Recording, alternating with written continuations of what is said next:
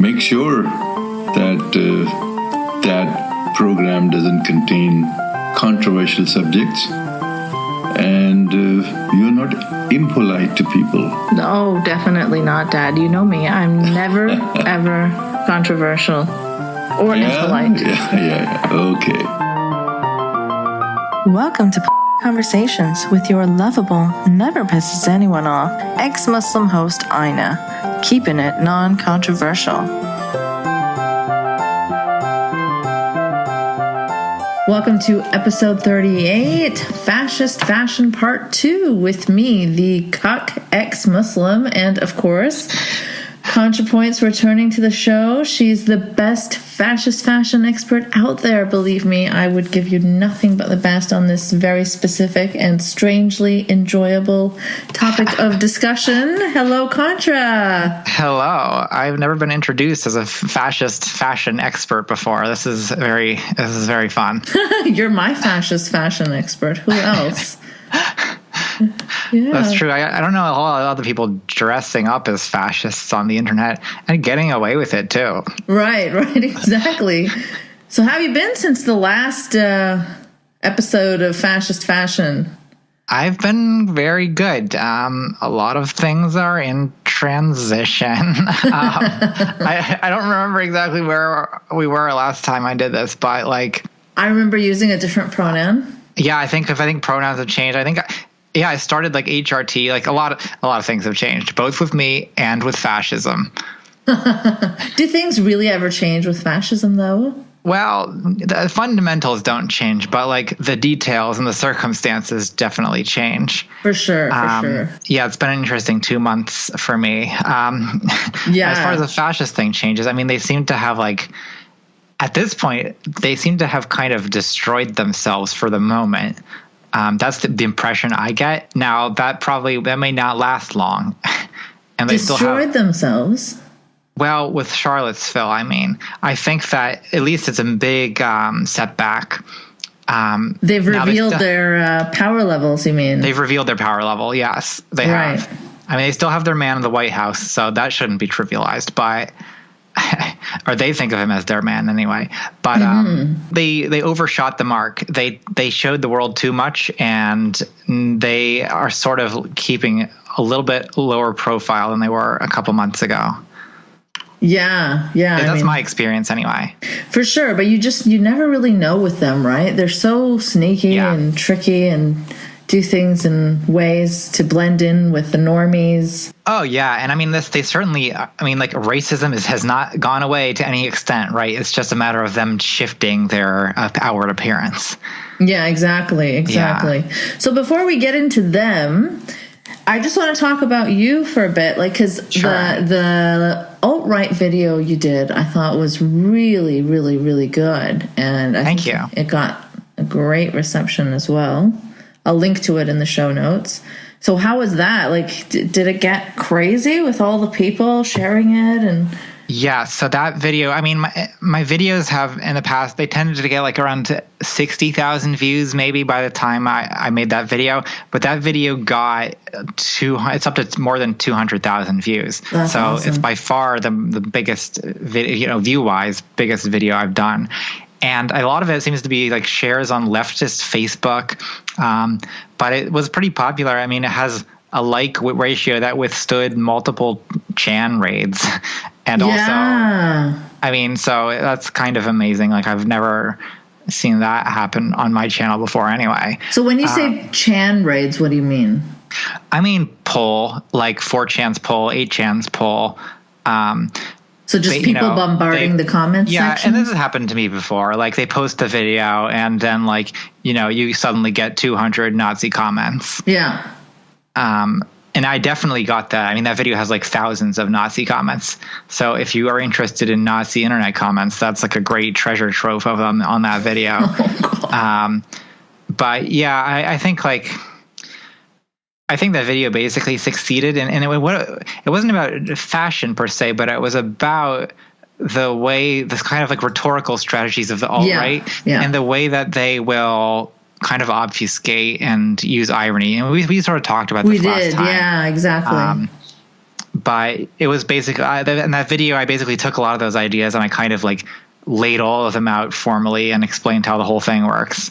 Now, of course, as I say in that video, because they're smart and they know that once people know what their symbols are and once people know how to recognize them, that kind of the old obfuscation style doesn't work. So they have to pick a new thing. Yeah. So I think that a lot of what happened right around the time of that video and is that they are actually dropping probably a lot of the more superficial stuff like the Pepe and the OK sign and all the stuff that was kind of their peak thing in early 2017. Oh, so old, so outdated now. It's like time for the fall collection.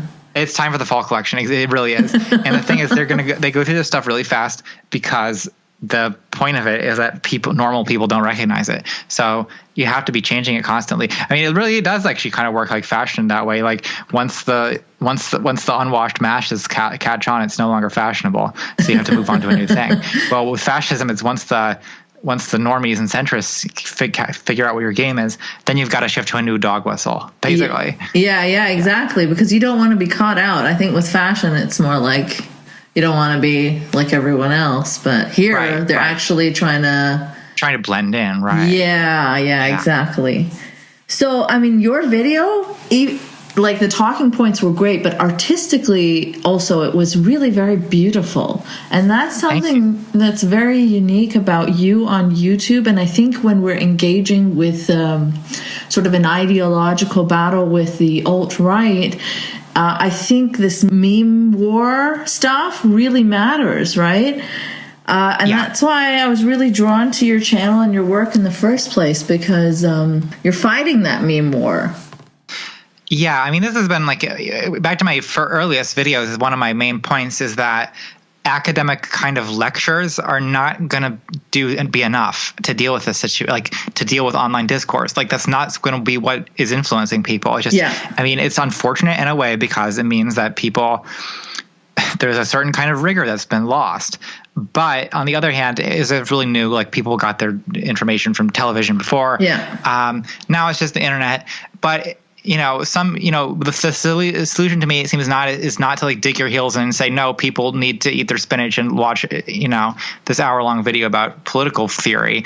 Like it's just not going to happen. Like you got to change your or someone has to, like there's a room for the academic stuff. There's room for the academic stuff too. And I'm glad people do that. Yeah. But also someone has got to be doing, like you say, the meme war, and also just making content that like lots of people watch, which, if you want to reach a large audience, and that means being entertaining on some level. Yeah. So this is my fear, that you're too good for YouTube. Like artistically, someone's going to take you and you'll be gone, and then you'll be... Well, I don't know who's going to take me though. Like I could get I've thought about this. I mean, I could get a show on MTV or whatever, like some people do. But the thing is, like, one thing I like about YouTube is I like being in total control of my projects. Yeah. And I kind of like the very personal, informal nature of it. And since like Patreon, it basically allows me to make a fine living at the moment on YouTube. Like as long as that holds up, I don't really have a reason to search out for anything else. Yeah, that's good. I'm glad to hear it, because if you left YouTube and went on to like some MTV show, I don't think it'd be the same. I don't think so either. Yeah. All right. Well, we're on the same page. Yeah. Speaking of Patreon, it's funny because I'm caught in this weird world, and I know we've talked about this as well, where like, I'm an ex-Muslim, so I'm kind of pushed into this role where a lot of people just want me to talk about like, Islam all the time. They want you to be the Muslim critiquer. Right, which I'm happy to do, but Islam is part of a bigger picture in the Western climate right now, right? So, as someone who's been interested in following sort of how extremism grows and tackling it, I'm naturally interested in talking about other forms of it as well, right? So when I deviate from my role, my appointed role as what ex-Muslims are supposed to do, I see that reflected in my Patreon very, very quickly. So like say you can attract like a regular leftist audience, and that's great. That's your audience. But me, I have trouble doing that because of the ex-Muslim, firstly, because people are like, oh, is she an Islamophobe? Is she this? And then they make assumptions about me, right? Because I do criticize Islam pretty harshly as well. But then on the other hand, the people that are often most interested in hearing about Islam and criticisms of Islam are not the kind of people that I want to be reaching. So then I'm stuck in this place, right, where I do want to talk about Islam, but the people that I want to talk to are kind of wary of ex-Muslims maybe, or people who criticize Islam, because it's been done only by the far right. Yeah, well, that's a complicating factor when you say that you're interested in other forms of extremism and how they work, is that a lot of the kind of like far right extremism in the West, well, let's say that being hostile to Islam plays a particular role in that extremism. Exactly. So, yeah, it's a very complicated intersection of problems. Yeah, it's all connected. And I hope that you'll address, some Islam-related stuff too someday, because what's interesting to me is when I speak to you, which I love doing, but I guess because your audience isn't used to hearing you comment on Islam, maybe there are some very upset people. Like, I was looking at the comments when I was on your channel, and there were some people like so disappointed in you for talking to me because I'm an Islamophobe, apparently. Oh, yeah. Well, so, I mean, I've been talking about doing a kind of like Islam video for ages. I haven't done it yet. It is, and part of the reason that I avoid it is that it is such a daunting task. It is, yeah. And like, there's just not a way to do it without like angering a ton of people. I mean, everything I do is like that, but in this case, it gets even harder when you anger the people who are your core audience. Yes. And I mean, I'm not afraid to do that. Like the last video I did was about critiquing like the style, the rhetoric of the left. So, yeah. And that, and that a lot of people in my audience did have kind of like, they felt somewhat attacked by it. Oh. I mean, the reaction really was very good, but and for some people in my audience, it was more of a, shall we say, complicated video. Like, rather than just bashing the fash, it was kind of, more introspective and more self-critical. Right. I think it's important to engage in both types of conversations. There are those, of course, that are just interested in bashing the left, which gets annoying. Yes. In this climate, especially because, they'll downplay the Dave Rubins, they'll downplay all kinds of stuff like that. But the left, oh my gosh, it's like the campus SJWs are like the biggest problem in the world. It's actually really bizarre to me. Like I've been covering this exact issue for, that was like the first thing I ever talked about on this YouTube channel. And it's still it's weird to me. Like, why it's in particular, it's the campus SJW thing, like you say. Like, why is that the thing they care about so much? It's just weird to me. I mean, I know that, right, that these wild exaggerations have been spread about free speech is going to be destroyed by hysterical 20-year-olds, But yeah, the obsession with it to the exclusion of much more serious topics is really weird. Yeah, absolutely. Oh, and just to go back to what I was saying, how I said that, people were upset that you spoke to me. Also, when you were on my show the first time, people in my audience were upset that I spoke to you because you were way too left. So SJW, yeah. Yeah, but I don't understand why I'm sort of they draw a line between me and I'm perfectly happy on the left. It's, of course, there are some criticisms I have regarding, how sometimes conservative Islam gets championed, but out of good intent, but they end up doing it the wrong way.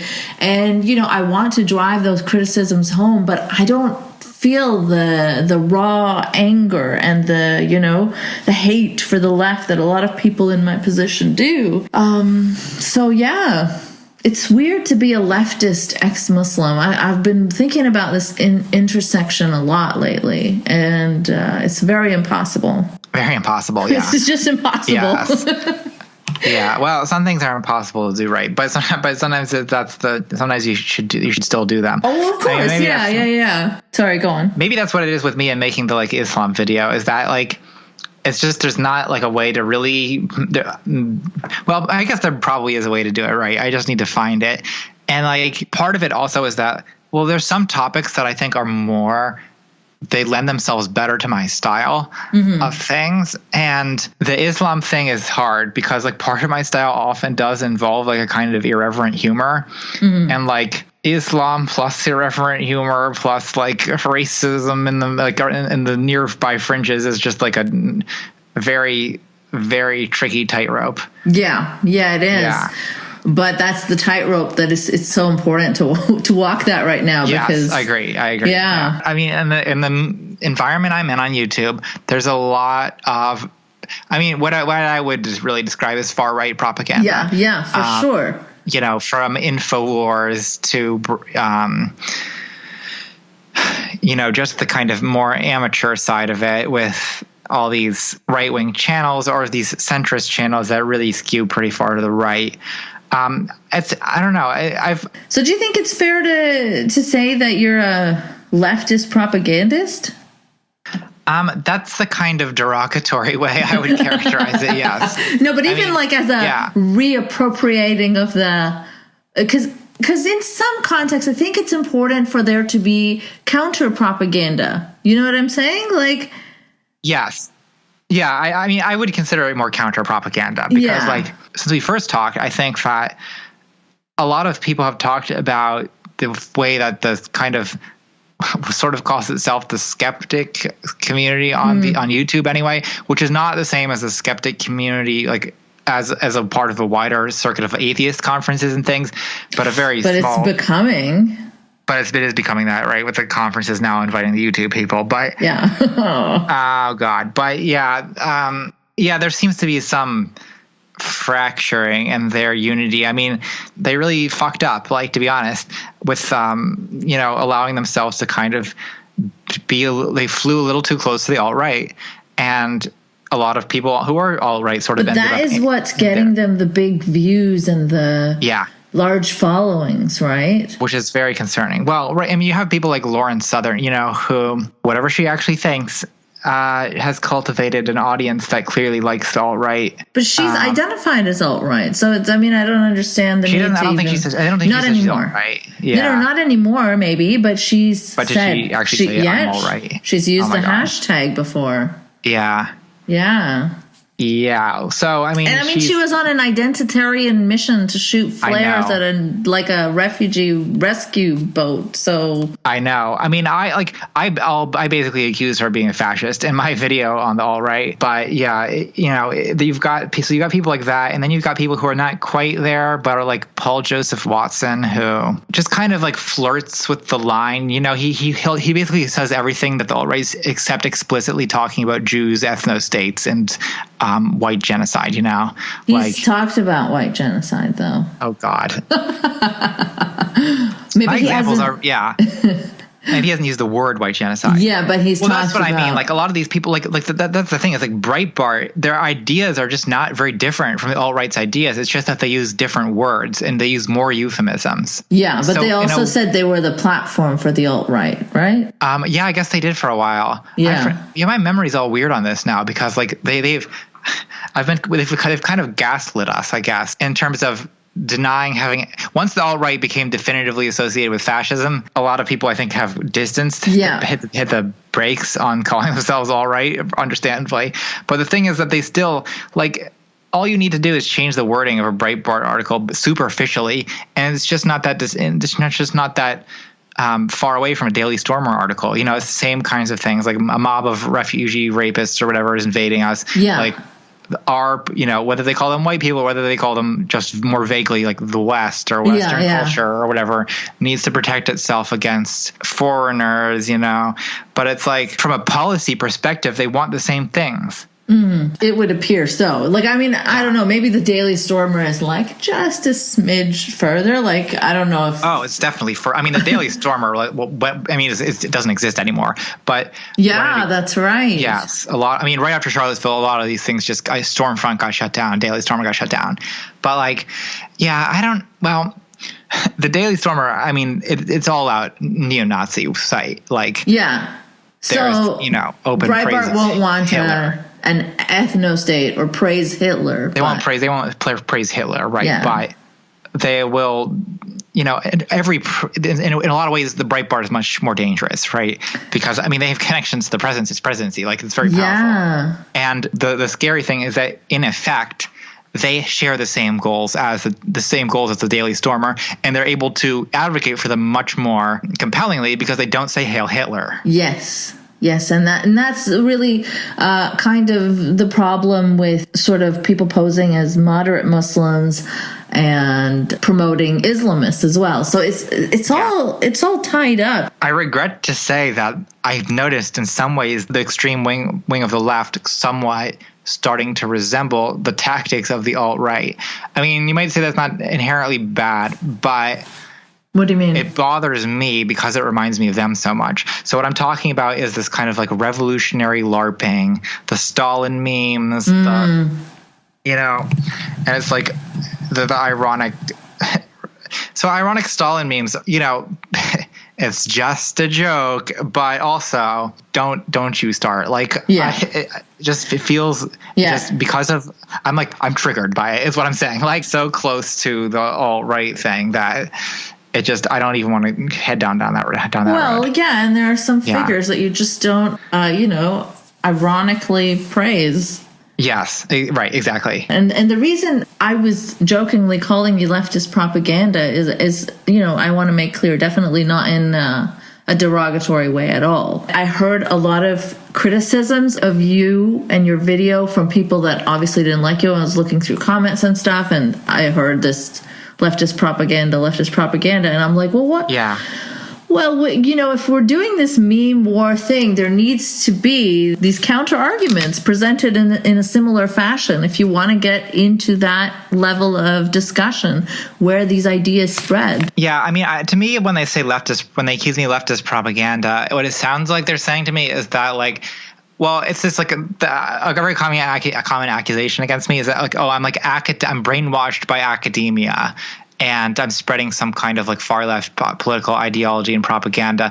And the thing is, like, okay, I guess that's how, I'm sure how it looks like to people who really disagree with what I'm saying. But also, these are like my genuinely personally held beliefs. Mm-hmm. I have no allegiance whatsoever to any professors I may have had. Like, and this stuff, when it comes to topics like gender, like, I'm really not regurgitating academic theory on this. I'm often speaking from intensely personal first-person experience. And, like, this is what I really believe in. It really affects my life. And, like, that's not, to me, that part of it is really not propaganda. It's more like self-expression. Okay. So to me but it's true that I do a variety of different things on my channel. And some of it is kind of like leftist propaganda, like the stuff with the alt-right often basically is, you know what I mean? But also, like, in my earlier videos on the alt-right, I was trying to argue with them. So I think another thing about propaganda is that it's not rational, right? Like, it plays on emotions and intense feelings and doesn't really attempt to persuade through reasons. Whereas I think a lot of my videos do attempt to persuade through reasons. Yeah. So although I'm kind of moving away from that, actually, like as I increasingly do these like dialogue videos, these like kind of like little plays or something. And then I wouldn't call that propaganda either, because it's like, it's almost more like socially conscious art of some kind. Like, there's like some kind of point I'm making, but I'm making it very like allegorically. And well, I don't think that's propaganda. But I mean, in a sense, like, I am trying to represent leftist ideas well to the public. So if that's all propaganda means, then I'm doing that. Right. I remember Jordan Peterson.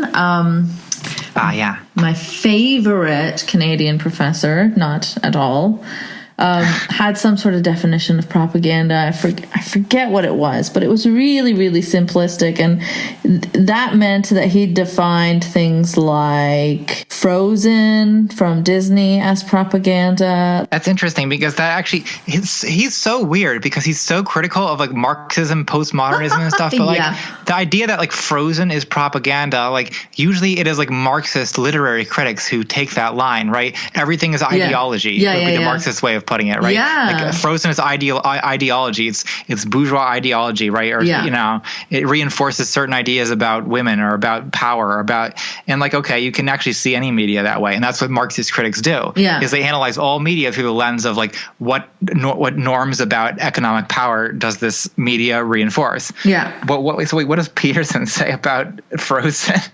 It was something about it being like propaganda because it was giving a message that the female character did not need a man to succeed. Oh, it's feminist propaganda. Yeah. Well, yeah. I mean, Disney has often had a sort of feminist thing, right?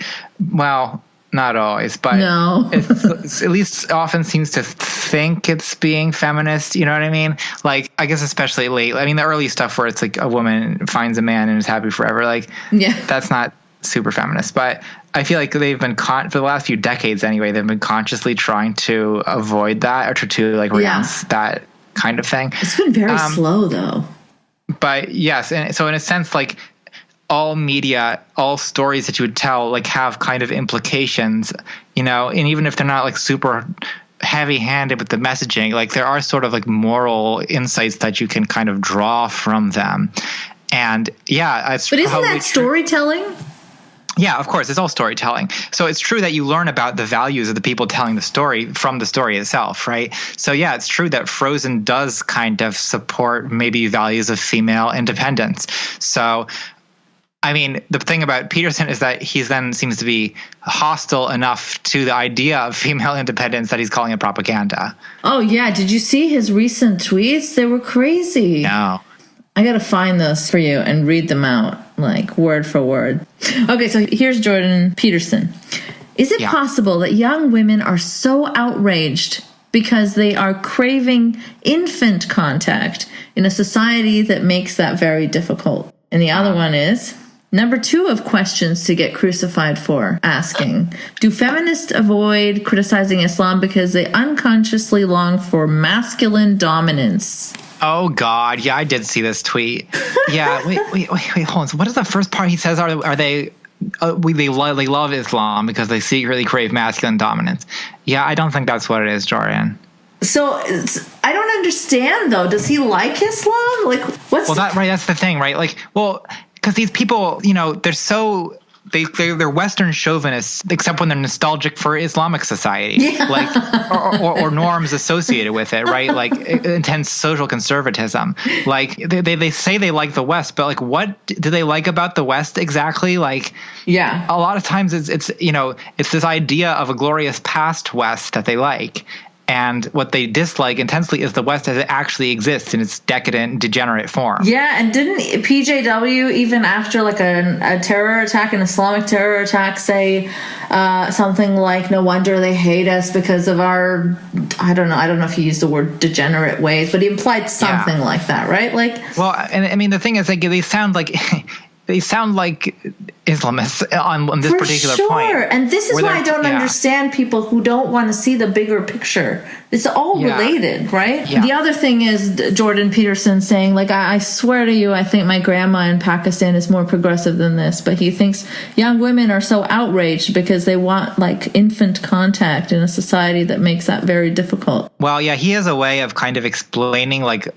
large-scale social phenomena, sometimes that aren't actually phenomena, like in this case, and as like, he has like some very oversimplified psychological explanation for it, like, oh, this is the craving of infant, it's a unsatisfied drive toward touching infants that sounds wrong, toward being nurturing toward infants that is causing women to be angry feminists. Like, I don't know, it's a kind of like, it's wild psychological speculation based on nothing except conservative social values. Right. It's funny how... What's frustrating about people who push for conservative social values is that they're so confident that their values are the natural ones. And on fairly little evidence, they kind of assert, as if it were an obvious fact, that their values are the ones that are the only ones that basically that humans can succeed under. Right. As if, nature, leaving everything up to nature and being natural is the way to go. Like, we haven't made any modifications in our society that are unnatural. Like, those people aren't wearing glasses to correct their eyesight, or, Right. And I also just disagree with the notion that Abrahamic social values are the natural ones. I don't think they are. Sure. I think they may be the result of certain instinctive tendencies, instinctive neuroticism about diet and about sex, but I don't think that they're inherently natural values. And animals eat their babies. What the fuck? Right. No, we should not be copying animals. It's ridiculous. Yeah. There was a tweet from Mike Cernovich that was I don't know, I forget what he's saying. Something about rape. People say rape is unnatural, but lions mate by raping each other, something ridiculous like that. This is a man whose flagship idea is the gorilla mindset. Yeah. The sort of idea that the ideal man has something more akin to lower primates. Yeah. And also he's tweeted before, the closer to rape, the hotter the sex. Something like that. He's I would stay far. I'm gonna avoid him. Yeah, he's really, really gross. But anyways, we haven't been talking about fashion very much. We have not. Yeah. let's get into it. Let's talk about this Unite the Right rally in Charlottesville, because I believe our last installment of Fascist Fashion took place right before Charlottesville sometime. So what did you see after that? Well, the thing itself, horrible tragedy aside, it was on its own as a visual spectacle, kind of like a fascist fashion show. You really saw the whole array of stuff there. We were first taking notice on the day before the rally when Andrew Anglin of the Daily Storm article to his followers about how to dress for the rally, where he basically, he derides them for looking like neckbeards or losers, and talks about how to tuck in your shirt and wear clothes that fit and things like this. And I thought it was funny. Yeah. I'm reading it now. It says the worst look ever is a baggy t-shirt. Wear fitted t-shirts where the sleeve goes to the middle of your bicep. It should not hang lower than the base of your member. Yes. Oh, what an awful way of putting it. Yeah. It's so funny that he's just momming the hell out of them. Yeah, and this Nazi fashion stuff, they're very, very, as you pointed out in the first episode we did about this, they're very finicky and very interested in their little fashion and their appearance, and being overweight is just unacceptable. And that's where the golden one gets really harsh, right? Yes, they're very conscious of appearances. I'm trying to find these Richard Spencer tweets. It's probably too far back. I don't want to spend time scrolling. But basically what he says is that he thinks he's quoting Nietzsche or some philosopher from the 19th century. He says life is only justified through art, and therefore it's important to preserve the aesthetics of a country. And this is accompanied by Instagram pictures of hot white people, and the implication being that immigrants from Mexico or whatever are ugly, and on that basis, on the basis of some kind of white supremacist conformist aesthetics, that's the justification for immigration restrictions, which is that's ridiculous. It's way off the grid in terms of acceptable mainstream political discourse. Yeah, but it shows that people who get drawn to really far right politics and fascism and neo-Nazism and that kind of stuff, they end up getting obsessed with aesthetics, which is really, it seems really weird until you just get used to it. But but part of it seems to be that, if you want to psychoanalyze their worldview, a lot of it seems to be drawn from emotions about disgust and purity and things like that. Yeah. So those are kind of aesthetic or almost gustatory emotions. So it makes sense that they're so concerned about looking fit and I mean, that and just the fact that they value strength and beauty, you know what I mean? These like kind of like Nietzsche Ubermensch values. Like, it makes sense that to them it's like very shameful to be seen as unkempt neckbeards. And it's funny because there's this image of they're seen as like these basement dwellers and, yes, you know, overweight and yes. What's that bad? Like if they're so, I guess there's different, I guess we have to see the diversity in the Nazis, right? There's different people with different values.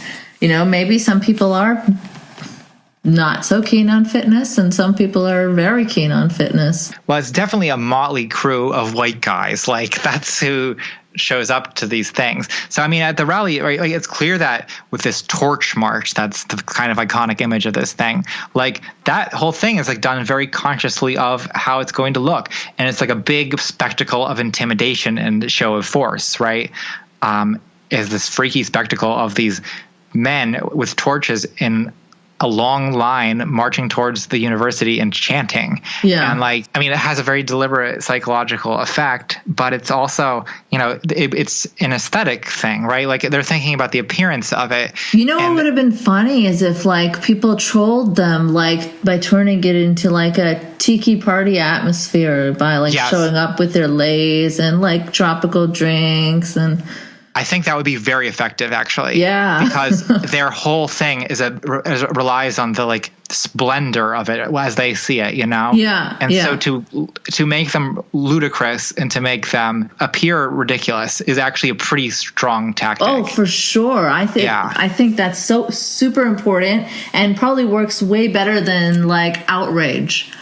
I agree. Yeah. I mean, in terms of like the outrage is of course understandable because like their ideology is murderous and racist and all, you know, but like in terms of what works to discredit them, like, you know, getting angry at them, it's going to happen, but it may not be that effective. It may not be as effective as effective ridicule. Yeah, like I read this story about a German town that there was this Nazi rally being held, and what they did was they turned it into like a run for a charitable cause, and they were like all lined up on the sides cheering on the Nazis, and like I don't know what they did to make it look more like official, like a running for a cause, but they put like, I don't know, markers on the streets, and then I think that rally never happened again. Something like that. I remember reading. Yeah, wasn't it that like they put up like you said, yeah, like as if it were like a charity run for. I think it was like a charity to like supporting Holocaust survivors. Yeah, and they had a thing. They had a point on the main street where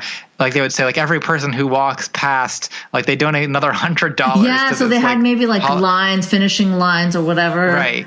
I have people cheering them on. Like, yeah, I think that's extremely effective. Yeah, exactly. I mean, I don't understand the people that get upset at the idea of ridiculing Nazis. Like, I had a discussion with someone on Twitter who was angry when I said, like, you know, the guy who was playing a tuba behind a KKK rally was pretty funny and effective. And they're like, no, comedy doesn't work. And yeah, so this is like kind of a more of a hard line, like Antifa kind of position, where they think that like the only tactic that works against fascists is violence. Mm-hmm. And like, there's situations where that's probably true, but I think these are not that situation. Like a lot of times in these like little fascist rallies, but you know, from like far right extremists, these people are kind of viewed as on the fringe by most people anyway, even if their ideas are alarmingly kind of catching on in a different and more polished form. But like when it comes to the extreme people, like their rallies are small enough because they just don't have enough. There's just not enough of them. They're small enough that they really can be dealt with by a kind of, counter, at a certain point it becomes like the Westboro Baptist Church, right? Like, how do you deal with them? Well, you protect the most vulnerable victims, like people holding funerals, right? Mm-hmm. You just don't let them in. And then you make fun of them. Yeah. That's what you do. And I think that, when you have like neo-Nazi groups, the tuba, I think it's a perfectly reasonable time to deploy that kind of strategy.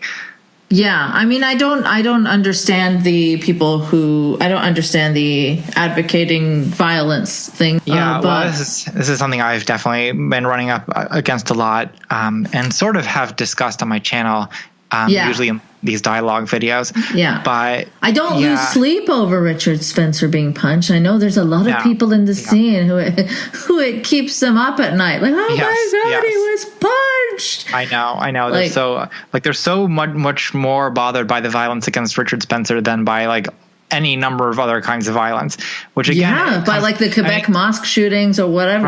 Right. I mean, it comes back to the same thing about this type of style of commentator who only seems to care about like these little weird things that they view as transgressions on the left, right?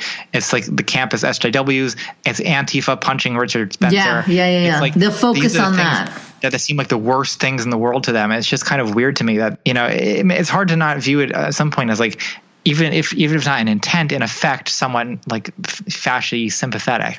And I just like I don't know. I try to put myself in the shoes of someone who may be feeling some sort of like, I don't know, tribal connection. I don't know, they're connected by race or something. So I'm like, if like Anjum Chowdhury or like a Islamofascist got punched, would I get like defensive or like freak out about the slippery slope? I don't think so. I mean, of course, I don't okay violence. I abhor violence. I don't think that you should hurt people unless you're in self-defense. But I really would not be going on for months if Anjum Chowdhury, the hate preacher, was punched. I wouldn't. Yeah, it's just a weird point for them to get. So, I mean, I think it's because like people on the, what I'll say to them is I think maybe one of the reasons is that a lot of people on the left really kind of celebrated that, which I thought I have mixed feelings about that, but I think that, they kind of, what I heard from so many people is like, but people call me a Nazi, so who's to say that the centrists aren't next, or whatever. But this is a strategy, this is something that benefits the kind of very far right now, which is what I called in that Recognizing Fascists video. I called it solidarity of the accused.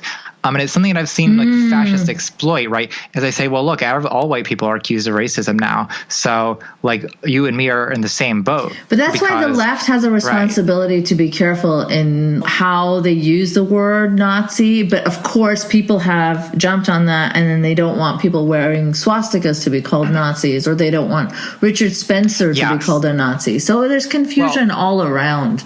Agreed. I mean, like I agree that it's just so important to be responsible about making those distinctions. So, I, on the one hand, right, you have these people like Roaming Millennial was like this when I was talking to her. Like she is like, well, is Richard Spencer not really a Nazi? He's not really a white supremacist? Like, this really kind of naive, just take everything they say at their word and don't analyze at all what they actually think or want to do. Is that naive? On the other hand, or is that on purpose? I don't know. I never know. I think some people are doing it on purpose and some people are genuinely naive. And it's just impossible to tell the difference. But I also see people on the left, like on Twitter, calling Armored Skeptic a Nazi and stuff like that. And that makes me cringe so hard. Yeah. Because it's like, guys, like I get your criticism of him. Like that I don't think you should not criticize him, but he's just not a Nazi. Like he's just not. Nazi and means throwing something. that accusation around somewhat frivolously is not helping things. Yeah. He might have some talking points. I don't know much about him, but he might have some talking points that are far right or whatever, but then say that. Yeah. Yes, I agree. But like you can tell when you spend enough time watching someone's content, you can usually, if you're experienced with this, like you can pick up pretty fast whether they're fashy or not. Yeah. Well, same thing with Dave Rubin, right? Like it makes me angry when someone will say like he's a Nazi. Well, because he's not. He's not a Nazi. Definitely platforming some very fashy people. Yeah. And promoting them. And that's the thing to stress. When you go and you call him a Nazi or a white supremacist, you give him such an easy out to laugh everything off, because that's what he does. He doesn't respond to the legit criticisms on Twitter. He'll block those people, but when someone calls him a Nazi, he'll like make a spectacle of it. Yeah, exactly. Yeah, and part of the problem is there is this like binary thinking with some people on the left, where either you're one of the good people or you're a Nazi. And it's like that's something that we need to work on, I think. Or maybe this is, I don't think I've ever put it like that before, but that's maybe something I want to touch in a video, because I think it's really damaging, like in terms of our people on the left's ability to accurately understand what's going on and also to do outreach. Yeah. Because right, like some people, because I know of people who would call Rubin a Nazi because he platforms Lauren Southern, or like who don't make these kinds of distinctions. And it's like, yeah, they say, well, it doesn't, if he platforms Nazis and he protects them and he, gives them, he's no different. It's like, well, actually he is different. And like how you deal with him is different, and how you criticize him should be different, I think. Mm-hmm. Mm-hmm. Yeah, because then you if give call them him a Nazi, cover. like it's just too implausible. Like because he's not a Nazi, right? Yeah. So no one's going to believe you, and they're going to make fun of, and then that becomes an excuse and a kind of red herring, right? Where they can dismiss any valid criticism. Yes. Then they use that to say Richard Spencer isn't a Nazi. Well, no, he is. Yes, that's right. On the one hand, they use it like, oh, look at all these frivolous Nazi accusations. No one's a Nazi because all the accusations are frivolous, right? And on the other hand, then people like Rubin can say that there's no valid criticism of me because I'm going to caricature all my critics as people who call me a Nazi. Yeah. Yes, exactly. And Gad Saad did that with me too. He's a very strange fellow. I don't know how familiar you are with him. I'm not very familiar with him now at all. Good for you. Yeah, wow. So he's an immigrant from the Middle East, of Jewish background from Lebanon, and he promotes a lot of like far right. He's had on PJW, some Swedish person called Ingrid something. People who like talk about white genocide, and so I was saying something about him. I was saying that he promotes a lot of far righters and white genociders. Then he caricatured that criticism, which is provable, which there is video evidence of on his own goddamn show, that he platforms and promotes people like this. He takes that to say, oh, Ines has that we're all KKK. Hey, Dave Rubin, when's the next KKK meeting? Ha ha ha. Yeah. Right. Like, yeah. That's not what I said. Yeah. Well, right. They're. I mean, this is pretty common. Sure, all criticism of that in order to avoid taking it seriously, but. Yeah, it's a particularly annoying one, especially when you're being careful not to do what they say leftists do. But then even when you don't do it, they say you did. Exactly. Yeah. And I mean, he goes in and after that criticism of him, he goes and tries to get Gert Wilders on his show. Oh God. To piss me to piss me off. Oh, that'll show her. Ha ha ha. Yeah, you are doing what I'm saying you're doing. What is that supposed to show me? You're continuing to do the bad thing. Yeah. So it's so frustrating. Yeah. This happens with the word like Islamist and jihadist as well. Like, when I don't know if you follow the time when Linda Sarsour said this really admittedly stupid thing in one of her speeches, about Trump. She talked about the word jihad being some people try to reclaim the term jihad, and no, it's such a bad idea. Yeah, it's such a bad idea. Yeah. You just don't do that, especially when talking about the president, right? Right. If they cut the clip, she did explain that she was, talking about how a word in the face of a tyrant is the best form of jihad, something like that. Right. And they cut that out, but they only kept the part where she said oh yeah, and this is my jihad against Trump or something. Yeah. So there are people who took her as, even if she was stupid to say that in the first place. Yeah. But you have to really know that you're misrepresenting her to think that she was calling for holy war. Actually calling for holy war against Trump, right? Yeah. Yeah. Yes. So yeah, it's frustrating. It's frustrating because these are the people who get mad if you overuse racist, and then they overuse things like, Islamist or jihadist. Yeah. So they do it too. Yeah. Of course they do. Almost every accusation they have is, even the whole free speech thing, oftentimes that is used as a way of as shutting down criticism, because criticism is mischaracterized as censorship. Yeah. You're not owed a platform. You're not owed a book deal. Well, this was the problem I had when I criticized, for instance, Roaming Millennial for giving this very softball interview to Richard and jokes about how she's actually more right wing than he is, and a lot of people responded to my criticism of her by saying oh, you support like censorship and you're against free speech because you don't think, because like, look, the thing is like, first of all, they're getting so defensive about Richard Spencer's right to speak wherever he wants, which seems bad, like a bad time to me. But also, like, I'm not saying Richard Spencer has no constitutional right to speak. Yeah, like, of course he does. Yeah. Like he's welcome to put a soapbox on a corner and rant about white genocide. But like, that doesn't mean that it's a good idea or ethical or smart to have him in a university, have him on your show so he can spout on, with an uncritical environment, the propaganda and reach new recruits. Like, that is not a constitutional protection, and criticizing people for doing that does not amount to censorship. Yeah, people like to take terms and,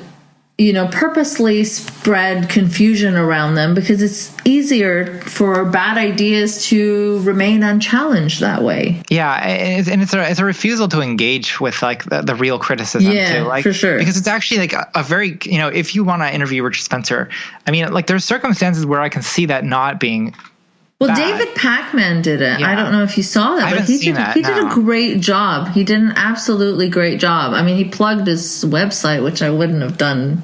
I wouldn't have done that at either. all. Yeah. But he was very polite, very calm, but he grilled him. He did not let him go on anything, even though he tried to dodge and change the subject. David Pacman still kept persisting. So yeah, he really exposed him in a very polite way. Yeah, so I agree that in that case, like, there's absolutely a defense you could give of doing it, but that requires a little bit of work and not just saying, don't attack my free speech. You know what I mean? Like, yeah, I think if you're going to have such people on, the only possible excusable way is to have them on and challenge them. Yeah. Yes, exactly. But it really, requires like, it just requires a level of like thought about the ethics of and the effects of things that a lot of people aren't willing to enter. I mean, and on YouTube, like, part of the problem is that a lot of people who have set themselves up as political commentators are people who just like don't care that much or know that much and are just kind of doing this for the lulz. Why are they so popular then? I mean, it's exactly because of the style thing, right? Like, in fact, part of what's, I think, attractive to them is that they don't care that much, which gives them this kind of breezy LOL attitude, and like, it's kind of that South Park thing once again, where people, especially teenagers, unfortunately, are attracted to people who make politics into just a joke. And, that's one reason why I try to be funny with my channel, like, because it matters. And people are much more receptive to your message if you can make the message funny, like, because people aren't rational. Like, and this is another problem I have with people who think that, like, just pure academic type discourse is going to work. It doesn't, in part because, it's the facts that matter is that people don't think about things super rationally. So I am not saying don't make reasons and don't have good rational arguments. Like, yes, definitely do that, because it's important to have those. Otherwise, anything goes. Yeah. But also, in terms of conveying the message that you've arrived at by reason, in addition to giving your reasons for it, it's also important to package that in an attractive way and to do things like humor and I mean, when it comes to YouTube, so much of what people watch for is personality. Like, it's just the sheer force of a character that they're interested in watching. And so that turns out to matter. And a lot of times these political commentators who have real knowledge or expertise or don't care to acquire any, like, they have this character that for some reason people find attractive, of this kind of, like, I find British accents are a very helpful tool to get bad ideas tell going. Me about it. Yeah, tell me about it. I mean, that one, people have been falling for that in America for probably centuries. Yeah. But it's really true that the authoritative British man gets an unfair advantage in the free marketplace of ideas. Yeah. Gets away with saying some really ridiculous things. Yes, it's really true. Yeah, I don't know how else to explain Douglas Murray or Sargon of Akkad, who I haven't looked into him much, but whatever I've seen is. Yeah, and I just did a debate or discussion with him on his podcast channel. Oh yeah, I saw that. I saw that in passing on Twitter. I'm like, what? How was that? Yeah. I mean, it was okay. Like, to me, the point of these things, like, is really just to show up and show them that you're a human being and that like you're willing to have a conversation. And to me, that's actually important, even with people who believe things and have done things that I think are really bad. Like, I think that it's important to me, honestly, also just for like my own safety and self-protection, because people, I've seen this happen to so many people on YouTube, is that there becomes a straw man version of them that's constructed. You have to show who you really are. Right. It just replaces who they really are in the eyes of, probably the majority of people who know about your channel. Yeah. Like, bring the fight to them. Like, go on their channel. Yeah. I mean, sometimes that's useful. Yeah. Sometimes it might not be. Yeah. Sometimes when people don't engage in good faith and their like audience is so like, rigged against you that they're just, so I don't know. I think, absolutely. We have to talk to people on the opposing ideological side, but you have to pick those battles as well, I think. Yeah, I agree. I mean, and it's true that there's people on YouTube who I just won't talk to because it's not worth it. And their audiences are just too not even interested, and like ideas really. I heard Jared Taylor was also speaking with Sargon in a softball interview. Spoke to Jared Taylor directly after speaking to me. Nice. So... What does that say about you, Contra? You led him there. Yeah, apparently. I just love free speech so much. Yeah, so going back to the Andrew Anglin, I think is his name. Yeah. Andrew Anglin. Right, this thing about dressing yourselves. So I mean, if you look at like what people wore to that rally, like there was definitely still people, like there's one of the most famous images from that thing. It's like some schlubby fool in baggy pants carrying a Nazi flag that has creases in it because he ordered it on the internet and never bothered to like iron out the creases or whatever. It looks really bad and stupid. And I'm sure that a lot of those aesthetics conscious Nazis are cringing really hard at that. Aesthetics conscious Nazis versus non-aesthetics conscious Nazis. Oh boy, that's interesting. It's a real source of infighting, I think, in those communities. Like, as funny as it sounds, like, well, look at the golden one. I mean, my God, like, is anyone so obsessed with the way things look? Right. The way he looks in particular. Well, he must not like the North American Nazis very much then. Yeah, I'm sure. Because here's Andrew Anglin saying again from the article, I cannot stress the point hard enough. We need to be extremely conscious of what we look like and how we present ourselves. That matters more than our ideas. If that is said to you, I'm sorry, but that is just human nature. There's that nature again. Yeah. If people see a bunch of mismatched, overweight slobs, they are not going to care what they are saying. And it's funny because I don't know if I mentioned this in the last one we did, but Tom Bloke had this one compilation tweet of these white nationalist type guys who talked about like, not dating women of color or Indian women, something like that, because they're very unattractive. And then pictures of these guys. And they're like not very attractive. Like, I hate shaming people for their looks, but if they shame people for their looks, then I don't really feel as bad. Right. If you're going to ground other people's humanity on their sexual appeal and you have no sex appeal, we're going to mention that. Yeah. Like that's just how, I think it's fair. Yeah. But I noticed like Richard Spencer also has surrounded himself with sort of a little entourage of men in very crisp polo shirts. I think he cares a little. I mean, not that didn't he like also put on a bunch of weight and, he got kicked out of his gym too. Right, he did. Thanks to a Georgetown professor. But there's a picture of him that's used in Richard Spencer mockery where he's kind of bulging out of his suit jacket. Yeah, I've seen that one. Yeah. So, I mean, it's interesting that the golden one is the only one really keeping it together in terms of physical appearance. Although the golden one maybe is taking things a bit too far. What does Andrew Anglin look like? Is he great looking or what? He's not great looking. I'm trying to remember what he looks like. What does this guy look like? Oh, yeah, he's this one. The kind of ginger in the Make America Great Again hat. No, he's not much of an impressive. He's not an impressive. He's lecturing people on how to dress. Okay. Yeah. Wow. Yeah, I mean, he has like basically a fit to some level, it looks like, but he's not an especially impressive visual person. So now that we're talking about how they're conscious of what they look like, this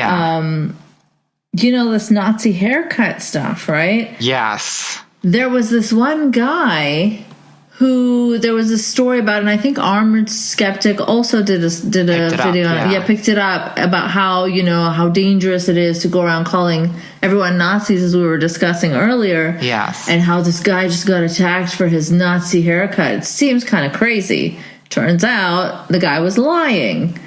Right? He stabbed himself because there's video of him buying a knife or something just moments before. Yeah. It turns out to be one of these. I mean, this happens every once in a while with people on the left or, people, LGBT people faking hate crimes against themselves. Yeah. For whatever reason, people dedicate.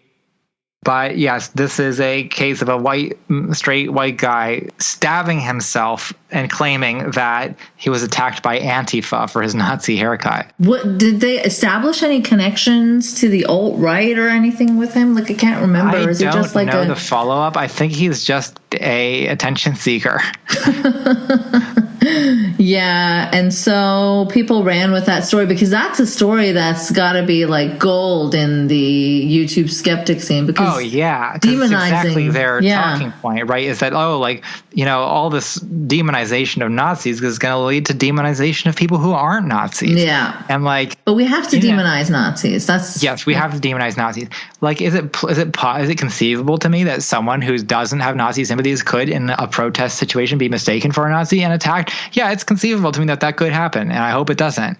But the way to prevent that is not being we have to let the Nazis run wild and unimpeded then. I gotta tell you, after Charlottesville, so, I was talking with someone on Twitter and they were upset that I was fine with people sort of outing the people that were at the rally. I feel if you're there in public without, any care about your face being seen at a Nazi rally, you're carrying a torch or wearing a swastika or whatever, I don't think that there's anything wrong with letting people know who you are. Saying so-and-so was at the Nazi rally. Well, you put yourself there. Your face was there. No one made you go there. If you're going to go to a Nazi rally, you should be willing to own that decision. I'm sorry. I don't have any sympathy for people outed because of their Nazi rally attendance. So I object to the term doxing being used in that situation. Yeah. I don't think it's a dox because you're the one out at a public place where there's media, there's cameras, and your face is there. You're not hiding it. So someone was really upset with me and said that, you should never publicly call someone a Nazi. Never. Why, I asked? Because what if they have a twin? Have you ever considered that, Contra? Oh, my God. Okay, this is good. I've never heard this one before. Okay, I'm sorry. So we can't call Richard Spencer a Nazi because what if he has a secret twin and someone gets confused? That's ridiculous. That's the most ridiculous thing I've ever heard.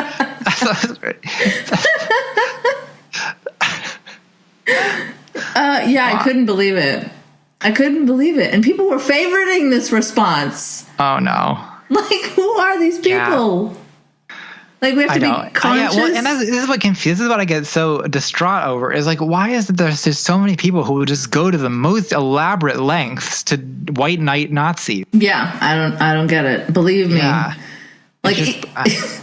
Who even thinks up things what if they had a twin? So I gave them pretend scenario. What if, you called an Uber and you get into the Uber and you're oh shit, this is the guy that was at the Nazi rally. I don't want to be in his Uber. Can you then accuse him of being a Nazi? No. Well, what if there's a swastika armband shoved in the back seat and that was his armband. You saw him wearing. No. Well, what if he has a twin that, he picked up and dropped off and the twin left his armband in the... that was me elaborating to be stupid with whoever was making this twin excuse, but... Yeah. Yes. So, because, you should not attack someone. Well, you shouldn't attack someone at all unless it's a defensive situation.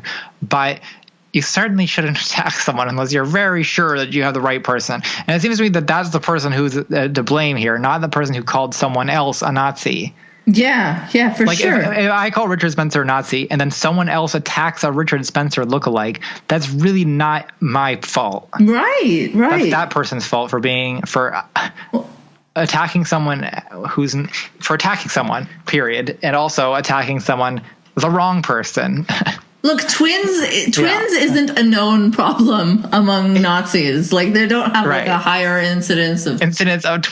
Twins or they might have a lesser incidence of twins. They might all look alike a bit. Well, what was the deal with them wearing the Nazi twins? This is not. I don't even want to think about that. I'm waiting for some stupid news story to come out about like twins separated at birth. One of them is a Nazi and the other was raised as Jewish. This exists already. It probably What if it's like Antifa? That'd be interesting. Oh no! And then there would be some terrible documentary about them meeting up for coffee or whatever. Yeah. Oh man, this is great. This should be a movie. Nazi twins. Nazi twins. Oh, okay. So that's like 5 minutes of us, or me mostly, cracking up for the audience. Where was I going with this? So their intolerance of being overweight is sometimes so disgusting. Oh yeah, it's really vicious. Like, even with the horrific murder of Heather Hare, they were like, there's all these YouTube videos saying, oh, the truth about Heather Hare. She died of a heart attack because she was overweight. And like, no, she might have died of a heart attack because she was hit by a car. Well, it's just Nazi thinking for you. Like, people who are not maximally fit are not fully human, right?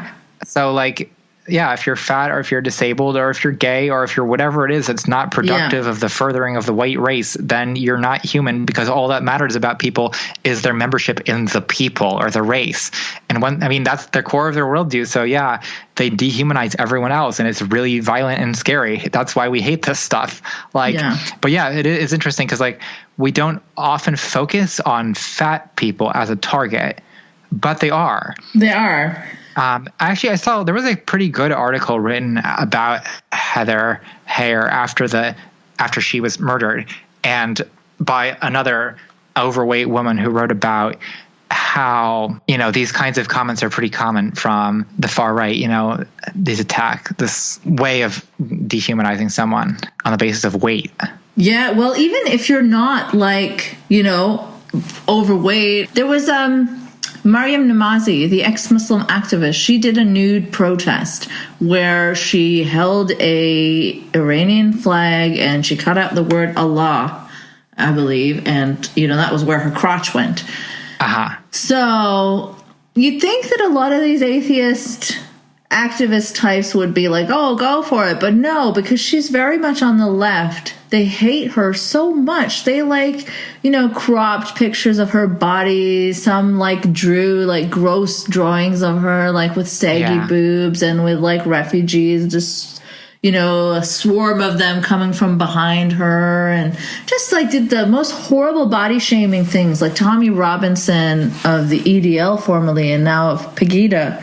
He was attacking her on Twitter, calling her gross and saying that, she doesn't look good. And other guys were people who use the hashtag, end guardianship for Saudi women, people who are so up in this Saudi women's rights stuff.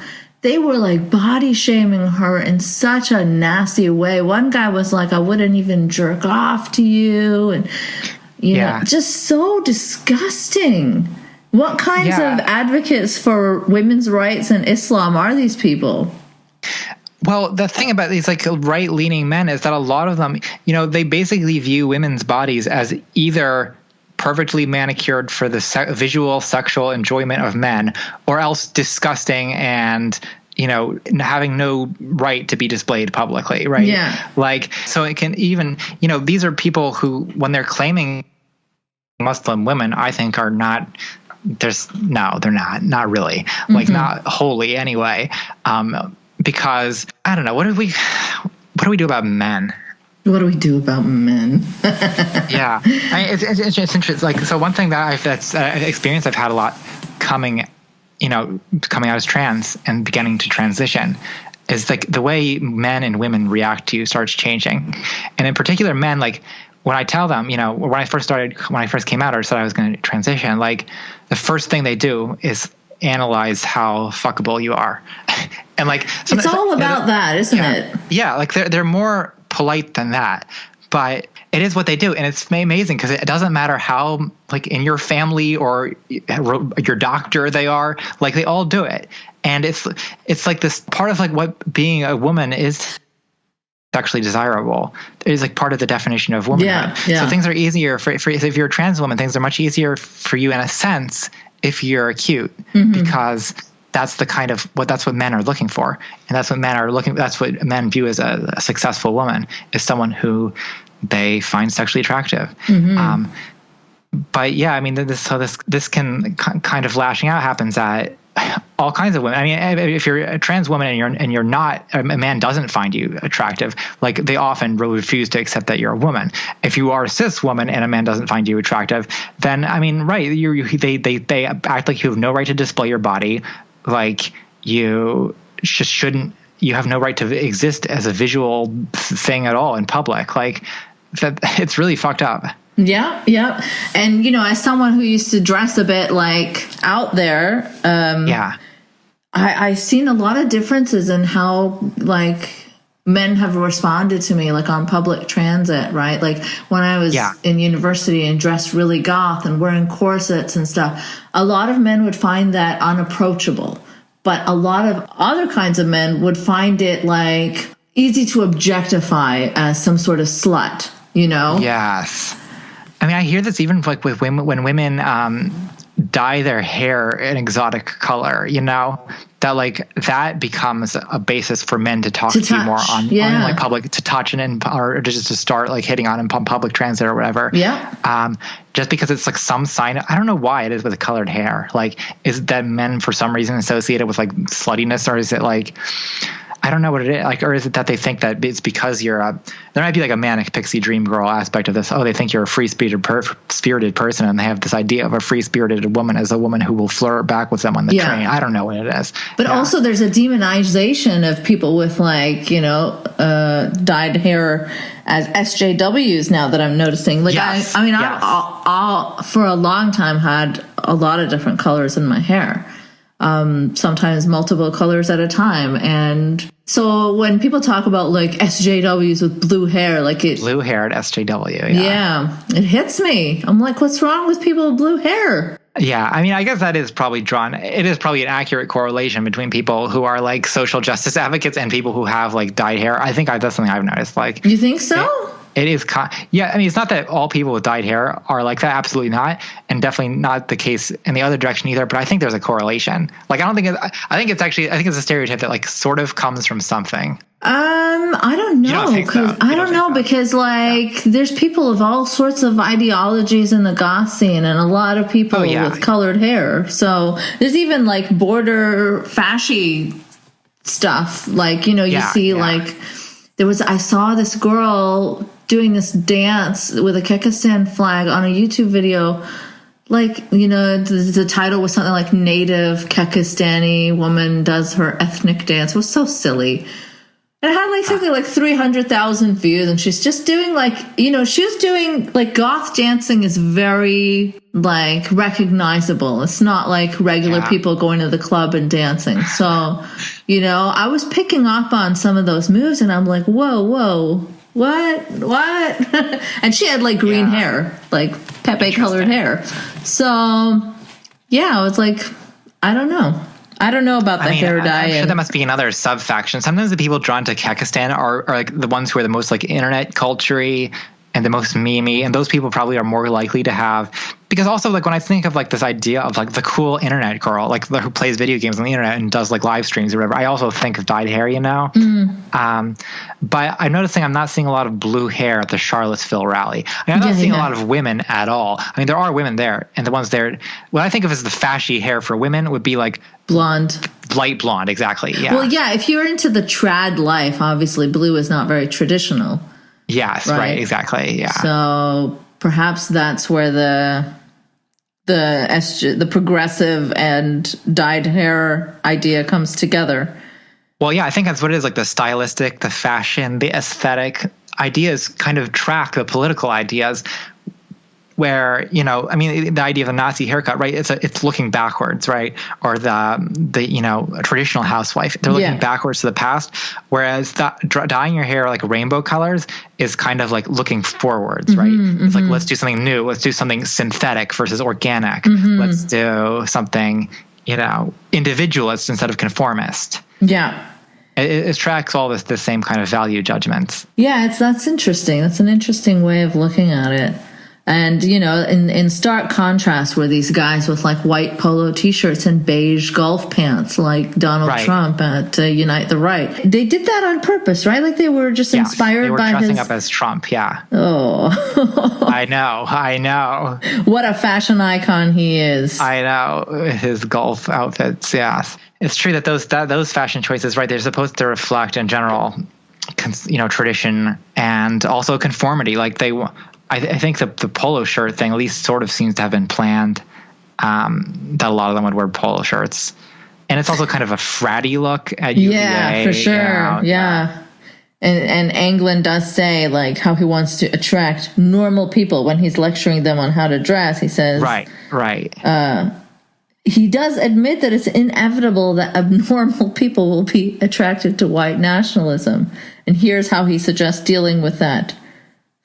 Fat people. Oh, I guess he means fat people by abnormal. Okay. Fat people should be allowed to join groups. How very nice of him. They're so generous. Yeah. So fat people should be allowed to join groups and be involved in rallies, but we need to create a culture where we don't necessarily shame people. Look at him being all inclusive. Wow, he's anti-body shaming for Nazis. Don't body shame Nazis. But do look at them and expect them to get it together. What? Okay, I got to read this again because it was so disjointed. So he says, fat people should be allowed to join groups and be involved in rallies, being very generous. But we need to create a culture where we don't necessarily shame people, but do look at them and expect them to get it together. So shame people. I don't understand. Yeah, I guess like he says he's working on his biggest the most diet charitable guide. way to interpret that would be like he thinks that people who are unfit in the movement should be encouraged to get fitter. But I mean, it sounds like the golden one a little bit too, who like thinks of himself as like this health guru in addition to his being a fashy leader. Like he wants it to be this whole lifestyle of like self-improvement, Yeah, I read something from him, like talking about how women should do a certain number of squats a day. Like, what if you do other exercises? Is that acceptable? Like, women don't get to have strong arms. They must have They must have strong buttocks for the making of white babies, or whatever. I assume that's the vague idea behind it. So Anglin says, I'm working on my biggest diet guide ever, which I think will help the overweight. Nazi diet guide? No. Why does this exist? I hate it. I love it. I love it too, and I hate it. So will help the overweight and skinny alike, even if they have minimal time for exercise. Continued obesity should not be tolerated. Surely so so they'll watch you for a while. Right, and but if you don't make improvements, you're out. Yeah. Surely a lot of our target demographic is going to be out of shape, which is why we need a culture of fitness. People should go to the gym together, help each other with diet. Now, okay, Contra, what is his target? Yeah. We got to expect Nazi cooking shows, Nazi diets, and maybe Nazi gyms in the future. I don't know. I mean, basically, it's already all on YouTube. Like, what was the housewife, A Wife with a Purpose or something? Yeah. Like, didn't she? I mean, the golden one does cooking on his channel. Does he really? Like, yes, his latest video. Oh my God, I'm absolutely going to town on this in my next video, which is going to be pretty golden one heavy again. But his latest video is called "Meat's Back on the Menu, Boys," which is a Lord of the Rings quote. It's something that an orc says, and because he's been like vegan, I guess, for a while, or vegetarian. Oh, okay. He's been doing that like weightlifting vegetarian thing, but now he's reintroducing good Swedish meat into his diet. Nice. But yeah, he shows himself cooking it. It's maddening to watch him cook because he's terrible, but he is demonstrating how to do it. Okay, so Nazi cooking shows already there. And by then maddening to watch him cook. I mean, instead of using it, sorry, this is a tangent that doesn't matter, but I'm fascinated. Instead of using a cutting board, he's slicing a vegetable just in his hand over the pan. And I'm watching it. It's like, what are you doing? I want to mom him, basically. Oh, is that your like inner fantasy coming out now? You want to mom? I have a lot of complicated feelings about the golden one. I'll leave it at that. Okay. Well, I don't have any complicated feelings about him. No, he's a bad person. Yeah. And I kind of play up this. I know, it's funny idea though that I have a crush on him, but ultimately I don't have a crush on any Nazis. Good. I've heard a lot of guys talk about how Lauren Southern is hot and stuff like that. Guys, please stop. Yeah, it's strange to me because I can't feel like once I know somebody has a really bad ideology, it really blocks me from finding them attractive. Yeah. I just can't. Well, that's because you're a woman. Like, so I'm sorry. I've turned into this person who makes these like really dramatic statements about what men do and what women do. But part of it is because of the experience of going on hormones and like stuff with regard to your sex drive. Like, my sex drive as I knew it when I had the testosterone in my system is obliterated. Like things just visually do not turn me on anymore in the way that they used to. And it's weird that like one chemical can do so much, but like for men, I think a lot of times, or I shouldn't just say men, I guess anyone with testosterone in their system, probably a lot, the high levels of testosterone, mere visual stimulus is enough to get you going without any kind of more complicated emotional connection. So for those people, like even if it's a fascist, like just the sight of them will be noticeable in a way that I think if you're running a more an estrogen sexuality where it's more about the relationship between that person and you than it is just about them as an object. Like these are oversimplifications, but then it's much harder to find any kind of attraction to someone whose like political ideology you find abhorrent. Well, yeah, even that's where the porn like sort of misconnection happens too, right? Like, I don't know, porn for me, it's not great. It's like very man-centric. I don't know. Yes. Okay, back to fascist fashion. So now that we've talked about what Anglin was saying, let's talk about Christopher Cantwell and his attorney, Elmer Woodard, who appeared in court, apparently, wearing an early 1800s style red waistcoat with gold buttons, bow tie, white mutton chop whiskers, black Velcro shoes, and a 1910 style straw boater hat. So Christopher Cantwell is the crying Nazi, the famous one from the Vice documentary. And his lawyer is apparently Lord Foppington. He is a character I do on my channel. This LARPing, I mean, this very much connects to what we were talking about in the last fascist fashion episode we did with these guys who are wearing, brocaded vests and cravats and so on. They were talking about like Edwardian or steampunk kind of stuff, but it seems like this guy's gone full 18th century with it. Why is he going to court like this, though? Why is this lawyer going to court like this? I mean, it's like something out of It's Always Sunny in Philadelphia. Like, it's hard to believe this is really happening. But, like, he's got – I mean, does he have any sense of the absurd spectacle that this is? Or does he think that he's – I mean, so, again, it's this looking back, it's this nostalgia for this, like, past time of white glory, right, when lawyers wore wigs and – red coats with brass buttons. Like, I don't know. I mean, I'm not going to try – to figure this out. I wish I knew more about this person because I'm frankly fascinated. But that's kind of like a foppish thing. Like, what is he doing? What is he doing going to court like this? It's very strange, but it does play into the idea that the dress up scenes and the LARPing scenes all sort of have this overlap with the Nazi scene. Yeah. And that's not to say that everyone that likes to play dress up or, do role playing stuff is into Nazism. Yeah, I guess when I was younger, I kind of get into the head of someone who thinks like the golden one or like this guy, because I was kind of into the LARPy stuff when I was like a teenager. But not the Nazi stuff. Not the Nazi stuff at all. No. so to me, I mean, I actually, when I was like 15 years old, I went through a kind of like short stage where I was like really getting into like Odinism, and I learned like it's one of these like little micro stages that teenagers go through as they're finding themselves or whatever. But like I, learned like the runic alphabet and like all this stuff about Norse gods. And they would love you from them. Well, yeah, sort of. And I was a gorgeous twink. I would have been good. But like I also I learned that this was associated with neo-Nazis, and I was very put off by that. Yeah. But I also, I don't know, I just so something that one of those guys wrote on their Nazi blogs that we talked about last time resonated with me because it reminded me of like thoughts I used to have when I was like 15 or 16 years old, which is that like men's fashion today is awful. I'm not saying that it objectively is, but like the feeling is that it's based on this kind of deliberate sloppiness or casualness, right? And it's actually much less true now than it was in 2003. For sure, yeah. Because I think now actually men's fashion is pretty like sharp again.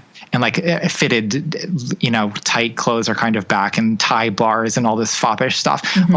But when in 2003, like boys, they had just like really short hair and just loose baggy clothes. And part of that's just that I was teenagers, and that's what they're like because they're, we're all weird about their bodies. But like, yeah, I love like the men, the Lord of the Rings with their long hair, and like, or even looking back to like 60s hippies with their like frilly shirts, and some of this is maybe transness coming out. But like, I also, it was some of it, but it's not only that. And later I was very into like 18th century like opera costumes. This is that kind of gothy That's stuff your that goth I still have, stuff right? coming, yeah. Yeah, exactly. So I kind of get this feeling that there's something like so for someone who's very mindful of aesthetics, like some of the Nazis are, there's something very dissatisfying about like 21st century men's fashion, right? I think clearly there is to a lot of these guys. And clearly one of their ways of dealing with it seems to be this LARPing. And the Golden One has taken this in the Lord of the Rings direction. Yeah. And then this lawyer has taken it in the 18th century fop direction. Other people are going Edwardian with it or steampunk. They can't agree on an aesthetic, clearly, except like things white people do. That's the one commonality. Yeah. Well, I mean, the goth scene is very white, but there are some non-white people doing them too. Yeah. Well, I'm not saying that goths are all white. I'm just saying that, like, where are the Nazis getting their ideas? Like, Lord of the Rings. For sure. Lord of the Rings is a very white story. Let's see. That's why they're so upset, like at people calling for diversity for Game of Thrones, or that suspends their imagination. If there's like a black guy in a show that has like fire-breathing dragons, that doesn't suspend their imagination. But this guy of another race is like, oh no, that's too implausible. Right. Yeah, there's actually there's a very interesting blog, or there used to be. I don't know if it still exists because I haven't looked at it in a few years. But it's called like I forget the name. I think Medieval People of Color or something like that. Let me Google it real quick. Oh yeah, I've heard of that. Yeah, but basically it documents the fact that like actually there was a lot of non-white people in medieval Europe, and we don't kind of like have this in our mental picture of what the Middle Ages looks like, but we kind of make things more ethnically homogenous in our media representations than in fact they may really have been. But yeah, they view that I guess like the fantasy universe of the Lord of the Rings or Game of Thrones is kind of like it's their white safe space, right? Where they it's this like fictional universe where there's only white people.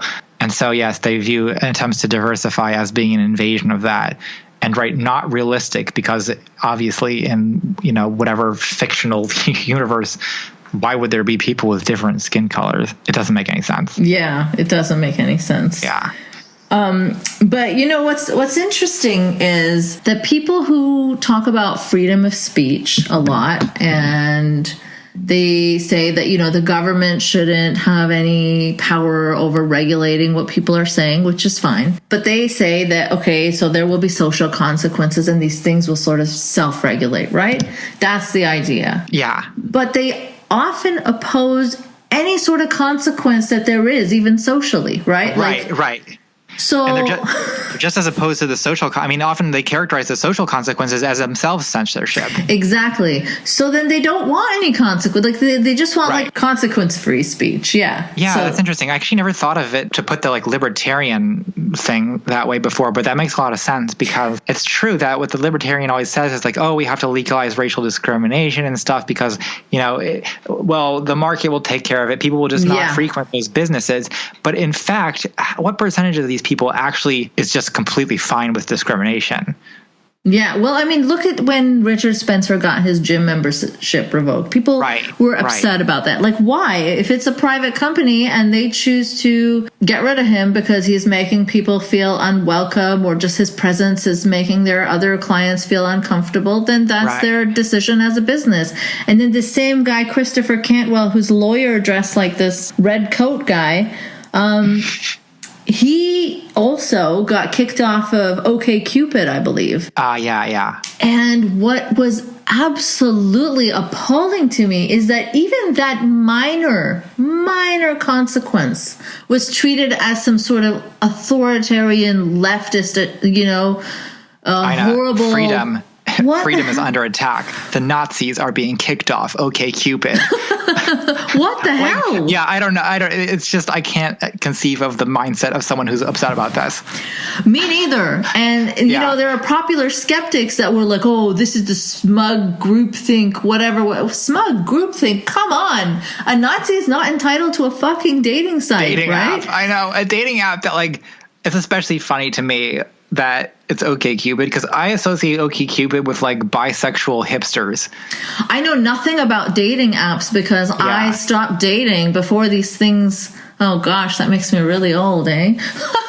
I'm showing my age here, but yeah, like, you know, I've been married for a while and we were dating when these things were new. So yeah, I know nothing about when people say swipe left, swipe. I don't know what that means. That's Tinder or Grindr. Okay. So the thing about Tinder, these new things that are on phones, and the thing is, I never really have. I hate these apps, so I don't really use them. But they're basically you're just making decisions whether you want to talk to someone just based on their picture. OkCupid isn't like that. It's more of a traditional dating site where you have like a full profile, some pictures, you answer a bunch of questions about yourself and have these long descriptions that you write out about yourself. So like OkCupid is like more popular with like lesbians and people who want to like, I don't know, have more of a emotional or more of like a real relationship kind of than a hookup. Orient than just a hookup. Yeah. So it's funny to me that Cantwell would be using OkCupid just because not because look, he wants to connect with people on his Nazi beliefs. I know. Well, and it makes sense actually maybe that he would want to use it because he probably wants to get all that shit out up front. Yeah. But well, they should make a Nazi dating app. I wonder. It's amazing to me if they haven't already. They have their own Twitter. They have their own everything, right? Like, where's their Nazi? Maybe they have one. We just don't know about it. Yeah. But OkCupid. It's just funny to me because of my personal associations of OkCupid with like Murakami reading like lesbian cat ladies. Yeah. So that's then maybe like just me.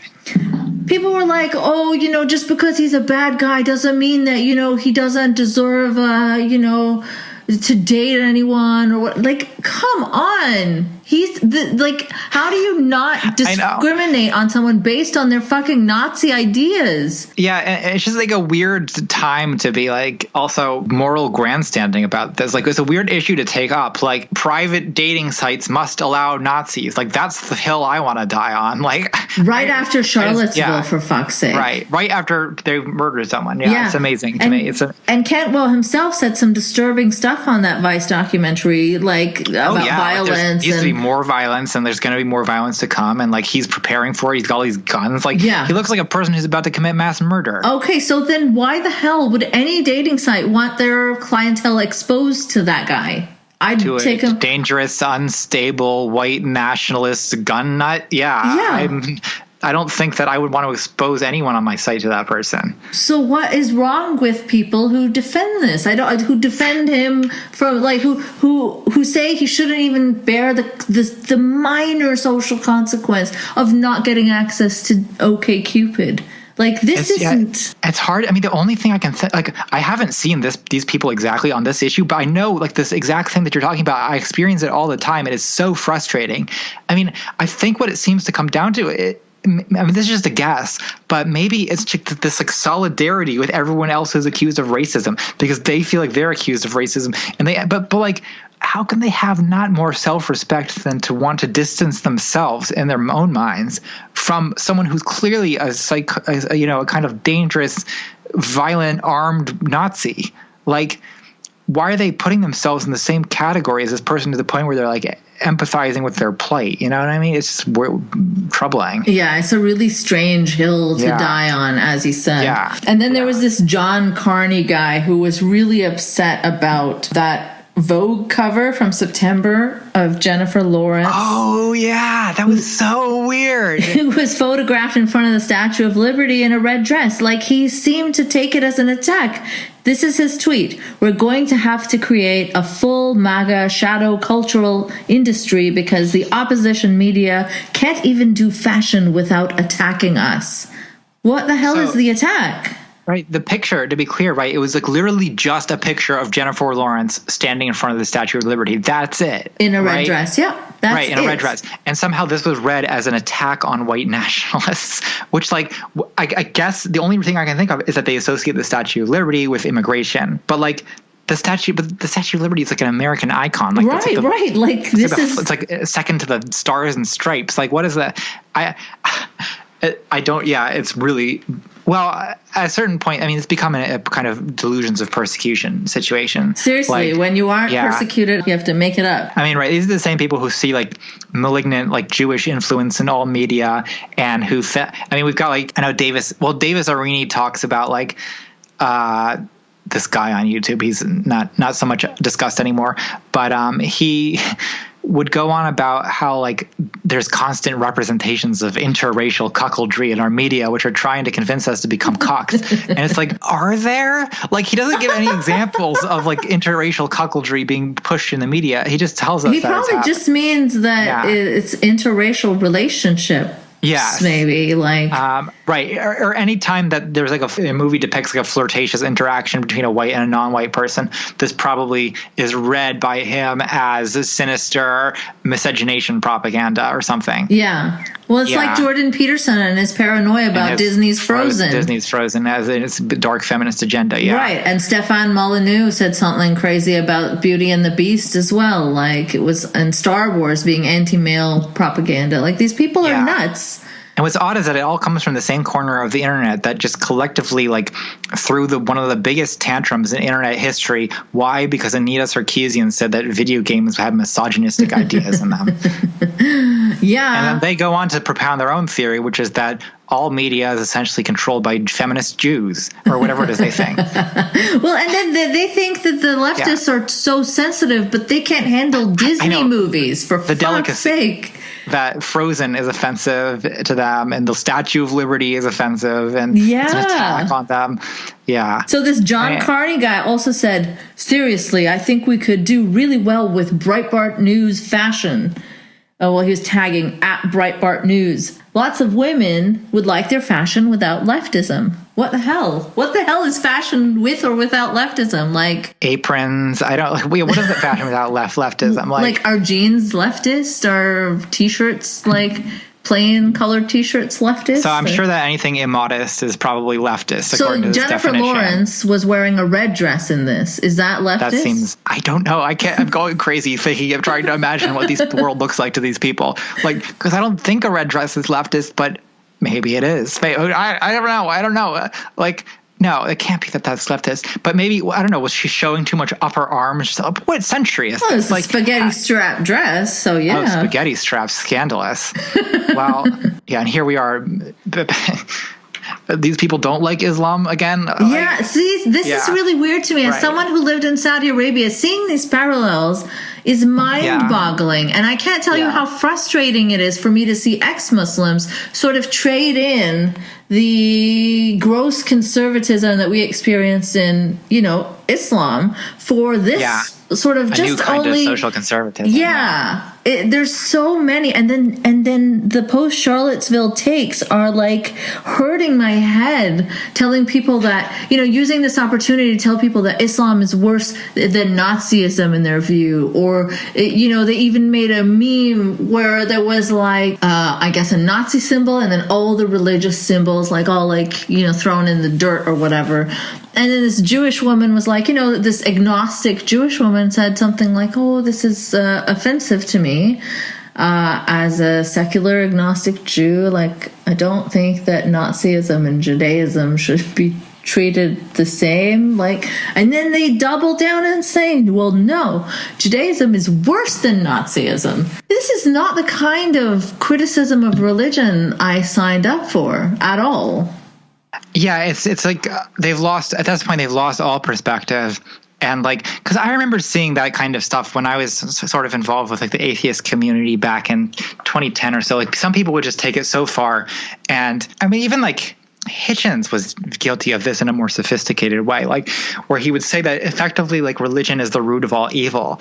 And like, he would get to the point where he was kind of blaming Hitler on the Catholic Church and like, well, yes, you certainly can argue that they're complicit as they were, but sometimes people in like anti-theist or atheist activism get so one note that they lose sight that the world is more than just like good versus religion.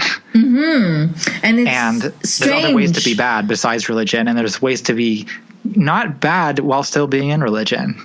Right. Like, I don't like religion at all, and I hate to be in a position to have to say, hey, maybe that's a bit too far. Yeah. But when you're telling, like, a Jewish person that their religion is worse than Nazism, like... that's ridiculous.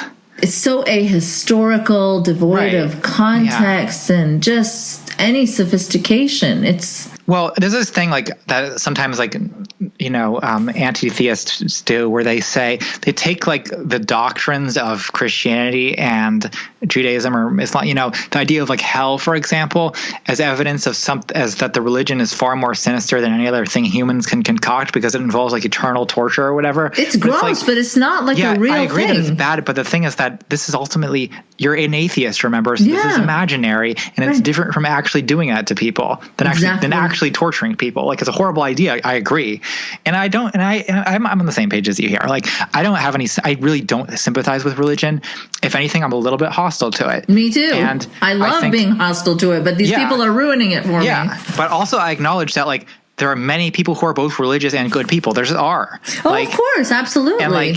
And some people do good things in the name of religion, and some people do bad things in the name of being anti-religion, and it's just more complicated than good versus evil. Mm-hmm. Yeah, and I feel like this is not the time to be elevating Nazis and giving them more legitimacy by comparing them to sort of belief systems that majority of the world fall into, whether we agree or don't agree. I mean, I think that you can criticize religion as its own thing, as its own form of evil, absolutely, and go hard on it. But when you're like saying, oh, but no, this is worse than Nazism, and you're also the same person who said that, leftists use the term Nazi so much that they watered it down, that now that we need to use it, it doesn't mean so much. Yeah, then you're the one also using it for like majority of the world's population because you're comparing all the world's religions to Nazism. There's just like a lack of like willingness to, or a lack of knowledge about like the broader social and political context. Yeah. As a result of too narrow focus on one issue is what it seems like the part of the problem is to me here. You're right. And that's something that must be tackled, I think, and that's what happened when the atheist scene sort of zoned in on Islam and Islam alone as a reaction to people denying that there was any problems related to Islam. They sort of went solely focusing on Islam, which allowed a lot of like right-wing Christians and stuff to piggyback off of the movement too. And then because you end up being in the same company as like Pam Geller and like or like you said, even like Christians who are anti-Muslim. Like I can't. I mean, it's like Sargon of Akkad. Like he gets all these comments from people who are like, "I'm actually a Christian conservative, but I love your videos." Yeah, yeah. And it's like, yeah, because he doesn't say anything. All he talks about is how is like being anti like Muslim refugee or anti-immigrant or being right wing in another way. It's like he doesn't talk about being. He's not anti-Christianity in any respect. Like not in, or not in even terms if of the they content are, of the it stuff. barely comes up. So that friction isn't there. Yeah. Yeah, but they're not really around when it comes to time to defend abortion or defend gay rights or anything like that. Like no, not much is said. Not much is said. Yeah. To what Trump is doing. They're just quiet about it. Right? Did you see Dave Rubin like tweeting some terrible thread after Trump's rant about banning trans people? Saying that, this is a nuanced thread or something like that. Yeah. Like, what the fuck? Like, this is their response. This is the response of them when... Yeah, right. I mean, it's like in a political environment where trans people's rights are literally being taken away, like, their response is to be like, but what if we're forced to use pronouns we don't want to use?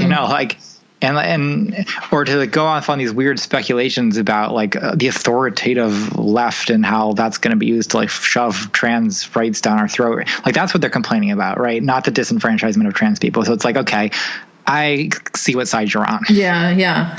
In effect. All right. Well, let's just wrap this up with one quick mention of the horrific music genres I discovered in prep for this. I listened to some Fash Wave, and then I discovered there was Trump Wave and Reich Step. Really, really creepy music genre. So I guess it's like based on synthwave, and then I copy pasted from Wikipedia a definition of what synthwave is, so I can read it out for people for reference. Synthwave, also called retro wave and future synth, is a genre of electronic music influenced by 1980s film soundtracks and video games. Beginning in the mid-2000s, the genre developed from various niche communities on the internet, reaching wider popularity in the early 2010s. Aesthetically, synthwave gives a retro-futuristic perspective, emulating 1980s science fiction, action, and horror media, sometimes compared to cyberpunk. So cyberpunk and things like that 80s retro feel, that was really popular in the goth scene as well.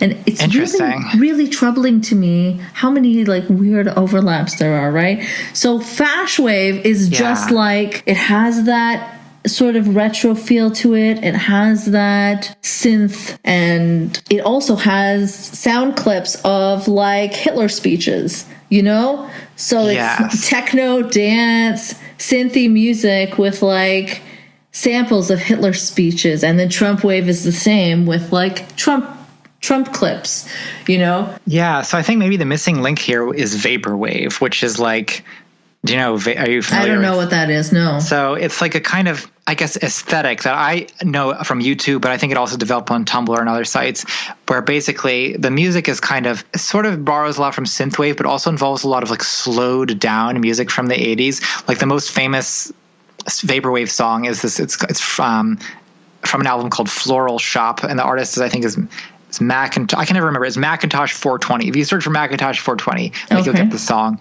It's just a Diana Ross song, slowed down a lot, and it sounds very kind of like trippy and like chill. And often these are, there's like all these offshoots, like Simpson Wave, which uses this kind of music, or uses synth waves and then puts like Simpson clips over it. And it's all kind of like nostalgic and dreamy. It's weird that they're taking nostalgia. You know what I mean? They're trying to claim this. I don't want them to ruin nostalgia because I love 80s music. So, well, I don't think they will. Like, on my channel, I use this aesthetic a lot. Yeah. So I'm holding on to it. Good. And also I think it's actually more, in my mind, it's more associated with the left than with the right. Yeah. Because Vaporwave has always had a kind of leftist kind of like critique of capitalism feel to it. Sort of like, sort of nostalgia about 80s and 90s like consumerism, or especially like in Japan, these like music videos set to like old Japanese Coke commercials and stuff like this, but in a way that kind of uses the sad, like longing of nostalgia to also sort of express the emptiness of a consumer lifestyle. I associate it with being kind of a left-wing thing. But also there's like labor wave, which is like, if they use this aesthetic and they put in like pictures of like Lenins and stuff, but pink and like, so this seems to be like across the whole political spectrum. Okay. People are jumping on this board with this thing. But yeah, part of that is definitely, I've never seen the fascist wave. I do remember Trump wave. I saw that in 2016 and I was very upset. But so in Fash Wave, they also had like a lot of like, muscular white men in the videos, in the YouTube videos, aside from the marching Nazis that they clipped. There's also like men doing gymnastics in these full like leotards. Like, what's up with that sort of imagery? I don't know. Well, it's this veneration of like strong masculinity, I guess. Yeah, I guess. But if you, I don't know, in my opinion, like this 80s stuff doesn't really lend itself well to fascist aesthetics because it's just too like, to me, there's something fundamentally like effeminate about it. I guess it's particularly like the kind of like dreamy, vapory kind of feel to a lot of these things, like the slowed down songs and it's just like, it just the emotions it expresses are not fascist. Like it expresses like sort of like these like subtle nostalgia or dreaminess, and it's not kind of like glory and power. I can see fascists going more with the like metal, which they do sometimes go with. That seems to be more like compatible with their basic values, but who knows? They're some of them are pretty skilled at appropriating all kinds of weird things. I never would have expected that ironic Pepe would have become a thing. Yeah, I know, right? It's just a harmless cartoon frog. Right. And the whole thing, like, there's like this, of course now we know better, but before the last few years, I never would have associated irony with fascism, right? The idea was that like Nazi Germany is this place where there is no irony, right? Where everyone's very seriously hailing Hitler and goose-stepping around with no sense of humor about it whatsoever. Or, it seems like the kind of thing where you can end up in a camp for cracking a joke. Like, so the idea that actually that now that there's this grinning cartoon frog and all this like goofy stuff associated with Nazism, like that. The idea that it's a counterculture, it's like a punk thing is being sold by Paul Joseph Watson. Yes, that's his big thing, isn't it? It's not. I mean, they might be transgressing against the mainstream a little bit, but it's within the same sort of framework, the same system that they transgress. It's like a system that benefits like the white man or, so if you're transgressing by being far right, then you're still sort of within the system. Yeah, well, I guess one way of putting it is that there's an important difference, but like not every way of being against the status quo is revolutionary, right? Like if you're it's definitely against the status quo to be openly a Nazi, but what that is called reactionary. It's not revolutionary, right? It's a move back to a more conservative and traditional and more basically an extreme version of the current power relations, right? Exactly. And so it's if anything like a like amplification of the status quo to like frightening intensity. Instead of like it's not countercultural, it's like hypercultural or something. Wow, this sounds really like jargony, but I sound like a French critical theorist, but like it's true that white supremacy is not really a fundamental conflict with like a lot of the way the United States has effectively been run for its history. Like, I do think brave warrior by being a white supremacist. No, not at all. Like you're just you're continuing the shameful tradition of the Ku Klux Klan and housing discrimination and all the things that have afflicted people of color in this country. Yeah. Okay. So I guess that's that. Any closing words of wisdom? I think that's, I don't know if I have any closing words of wisdom. I guess I would say my closing words of wisdom is that you got to stay agile when it comes to keeping track of this stuff, because the minute we describe something, they're onto something new. Yeah. So don't assume that Nazis by the end of the year will even be using Pepe. It'll be some new thing, and you got to learn what it is. Otherwise, you get fooled. Yeah. I saw them using the finger that's like the jihadi finger, which is I know. Weird. I think I posted a thing on Twitter asking why they were using that. I think that it is a gesture that Trump makes in speeches, and they took it from him. It just so happens to look like the ISIS gesture. It's an accident that it resembles that ISIS gesture. Yeah. All right. Well, thank you so much for taking the time to discuss fascist fashion. You do it so well. Well, thanks for having me on. Yeah, I always enjoy our conversations about these topics. Me too. Who else will talk to me about these weird intersections? Yeah, it's very interesting. Awesome. Well, you take care and keep doing what you're doing, you evil leftist propagandist. Thank you. You too. All right. Take care, Contra. Bye. Thanks for listening to another episode of Polite Conversations. You can support this podcast by sharing the shit out of it, making some noise about it, or contributing via Patreon. Patreon.com/nice mangoes. No Ian Mangoes. Also, you can follow me on Twitter @nice mangoes. If you want to make a one-time donation instead of a monthly Patreon one, you can do so via PayPal. nicemangoes.blog@gmail.com. Remember, no Ian Mangoes. If you've got an interesting story and would potentially like to be a guest, you can email me there too. A special thanks to Dylan Beck for theme music, sound, and production help.